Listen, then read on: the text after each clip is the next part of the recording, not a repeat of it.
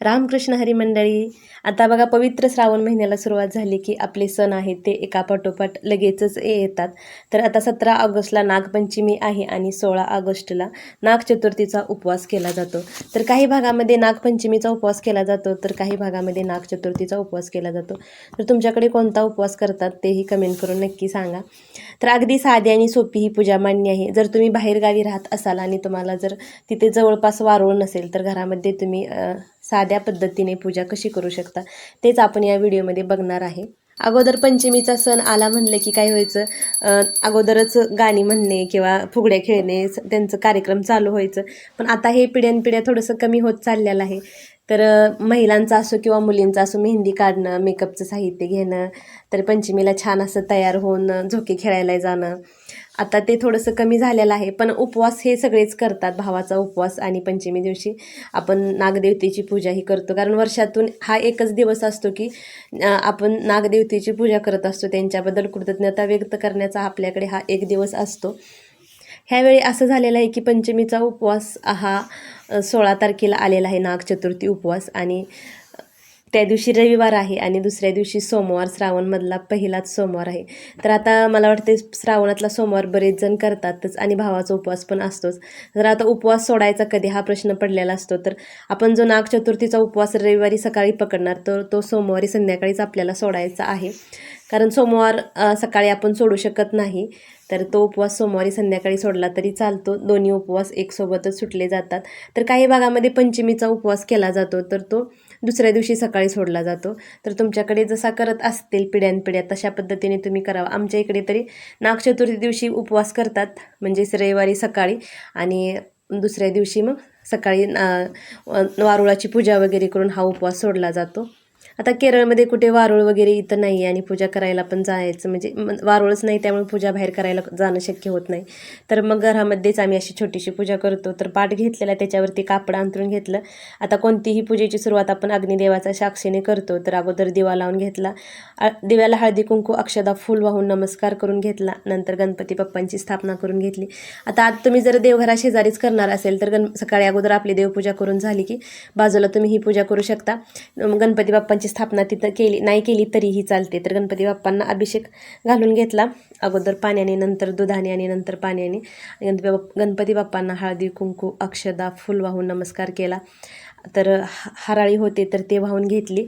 आता या दिवशी ना हराळी आणि आघाडीची माळ करून घातली जाते. हा जो जीवितचा फोटो भेटतो आपल्याकडे, आता मी तो प्रिंट काढून आणलेला आहे गुगलवरून फोटो डाउनलोड करून ना, त्यामुळे थोडीशी क्लॅरिटी त्याची कमी आहे. पण ठीक आहे, आता केरळमध्ये तो फोटो वगैरे काही ते पेज भेटत नाही आहे, पण मी त्याच्यातून प्रिंट काढून आणलेला आहे. तर मग त्याची फोटोची पूजा करून घ्यायची. हळदी कुंकू अक्षदा फूल वाहून नमस्कार करायचा. आता इथं मी हे 4 नागोबा काढलेले आहेत. तर नागोबा, त्यांची पत्नी आणि 2 वंशावळ म्हणजे त्यांची मुलं असं काढलेलं आहे. आता काही ठिकाणी म्हणजे 3 मुलं काढली जातात, काही ठिकाणी 2 मुले काढली जातात. तुमच्याकडे जशी पद्धत आहे तसं तुम्ही करू शकता. तर हे आहे ते तांदळाने काढलं तरी चालते किंवा रांगोळीने काढलं तरीही चालतं. तर काही जण कागदावरती पेनने काढतात, तसंही चालतं. म्हणजे कशाने काढतो हे महत्त्वाचं नाही, त्याच्या मागचा आपला भाव महत्त्वाचा असतो. आपण किती भावनेने किंवा किती श्रद्धेने ही पूजा करतोय ते महत्त्वाचं राहतं. तर ह्याला अगोदर मी कापसाचं वस्त्र, जो फोटो लावलेला आहे तर त्याला कापसाचं वस्त्र घालून घेतलं, आणि हा जो दोरा आहे ना तो दोरा घेतलेला आहे 4 ते 5 पदरी. आता आपल्या घरामध्ये किती व्यक्ती आहेत त्या हिशोबाने हा दोरा घ्यायचा आणि तो हळदीमध्ये पिवळा करून ना देवाला घालून घेतलेला आहे. आणि नंतर पंचमी दिवशी मग तो धागा आहे तो परत आपल्याला काढून आपल्या घरातील मुलांच्या सगळ्यांच्या हातामध्ये किंवा गळ्यामध्ये बांधला जातो. तर पांढरी फुलं असतील तुमच्याकडे तर ती वाहून घ्या नागदेवतांना, आणि हळदी कुंकू अक्षदा चंदन असं फूल सर्व अर्पण करून घ्यायचं, मनोभावी प्रार्थना करायची. आता या दिवशी नैवेद्याचा मान असतो तो म्हणजे लहायाचा आणि दुधाचा. तर गावाकडे आपल्या बाजारामध्ये लाह्या भेटल्या जातात किंवा ती लाह्या बनवायची जी ज्वारी असते त्याला कावळी म्हणतात, तर ती भेटली जाते. तर त्याच्या लाह्या बनवून त्याचा नैवेद्य दाखवला जातो आणि दुधाचा पण नैवेद्य दाखवला जातो. काही ठिकाणी फुटाणे आणि शेंगदाण्याचा पण नैवेद्य दाखवला जातो. आता तुमच्याकडे जी काही पद्धत आहे तर तसा तुम्ही नैवेद्य दाखवू शकता. तर मी थोड्याशा ज्वारीच्या लाह्या बनवून घेतल्या होत्या. आता आपल्या घरामध्ये आपण जी भाकरी करतो ना त्या ज्वारीच्या पण लाह्या बनतात, तर त्याच्याच मी बनवून घेतल्या होत्या आणि मग लाह्याचा आणि दुधाचा नैवेद्य दाखवून घेतला. आता आपण ही पूजा करत असताना आपल्याला एक मंत्र म्हणायचा आहे, तर तो कोणता मंत्र आहे ते तुम्हाला सांगते.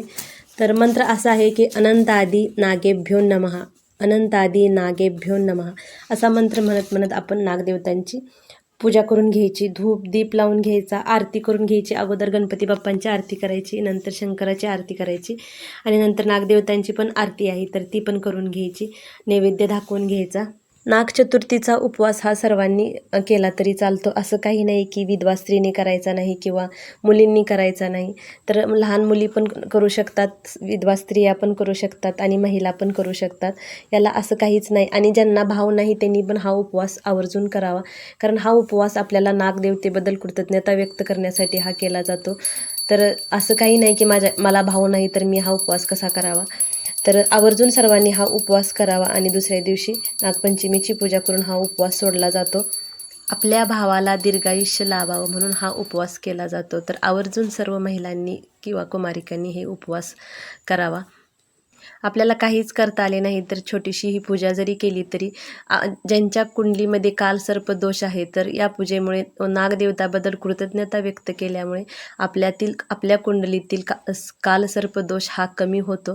त्यामुळे आवर्जून तुम्ही ही पूजा करा. जशी तुम्हाला जमेल तशी अगदी साधी सोपी अशी पूजा केली तरी चालते. याला जास्त काही साहित्यही लागत नाही आणि जास्त वेळही लागत नाही. अगदी 10 मिनिटामध्ये ही पूजा होऊन जाते. जे शेतकरी लोक आहेत ते बघा, नागचतुर्थी दिवशी आणि नागपंचमीच्या दिवशी 2 दिवस शेतामध्ये ना कोणतीच कामं करत नाही. जसं की नांगरणी, कोळपणी किंवा खुरपणी कोणतंही असू द्या, ते अजिबात करत नाहीत 2 दिवस. कारण ते नागांबद्दल कृतज्ञता व्यक्त करण्याचा दिवस असतो आणि नांगरणी वगैरे करताना किंवा कोळपताना आपल्यामुळे नागदेवताला कोणती इजा होऊ नये त्यामुळे ते 2 दिवस पूर्ण शेतामध्ये काम थांबवलं जातं.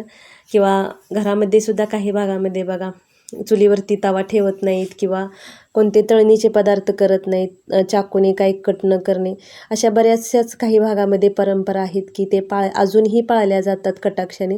तर तुमच्याकडे तशी कोणती पद्धत आहे का की जी पाळली जाते? आमच्याकडे तरी नागपंचमीच्या दिवशी पुरणपोळ्याचा स्वयंपाक बनवला जातो.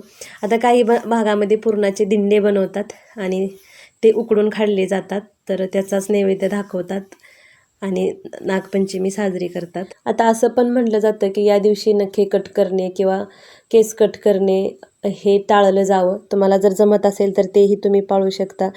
आणि कठोर बोलणे, आपल्या बोलण्यामुळे कोणाला त्रास होईल असं आपण तसं तर नेहमीच तसं कोणालाच बोलू नये. पण कमीत कमी असं सणवार असतील त्या दिवशी तरी आपण म्हणजे आपल्या तोंडून कोणाला असं कठोर बोलणे वगैरे जाऊ देऊ नये याची काळजी घ्यावी. तर अशी साधी आणि सोपी तुम्ही पूजा मांडणी करू शकता आणि नागदेवताबद्दल कृतज्ञता व्यक्त करू शकता. कसा वाटला व्हिडिओ कमेंट करून नक्की सांगा आणि चॅनलवरती जर नवीन असाल तर चॅनलला सबस्क्राईब नक्की करा. श्री स्वामी समर्थ सर्वांना. तर तुम्हा सर्वांना नागपंचमीच्या खूप खूप शुभेच्छा.